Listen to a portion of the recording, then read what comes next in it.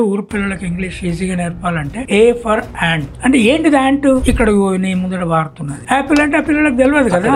B for bat వాళ్ళకి తెలియదు.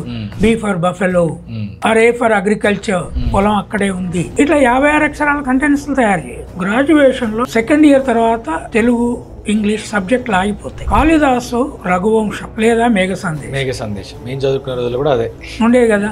అదే బిఏలో వర్డ్స్వర్త్ నేచర్ మీద పోయం చదివితే స్కైని డిస్క్రైబ్ చేసిన, ఫ్లవర్స్ ని డిస్క్రైబ్ చేసిన, అది ఇక్కడ ఇండియాలో కూడా గట్లే ఉంటాయి కదా. ఎక్సెప్ట్ పేర్లు డెఫాడల్ ఉండకపోవచ్చు కానీ మనకు మోదుగు పువ్వు ఉంటుంది. ఈ సిమిలర్ నేచర్ మీద ఆ మేఘ సందేశం చదివినప్పుడు అయితే నాకు అరే ఈ మేఘం ద్వారా సందేశం పంపుడైంది, దాంతో ప్రేమ అయింది. తర్వాత నేను వరుదిని ప్రవరాఖ్యుని పసరు రాసుకొని పోయి ఎగిరిపోయి ప్రేమించాడు. ఇంగ్లీష్ సాహిత్యంలో ఇట్లుండవు. ఇంగ్లీష్ సాహిత్యంలో it is a natural description of society. ప్రకృతి ఉంటది. ఇంగ్లీష్ కఠినమైన భాష కాదు.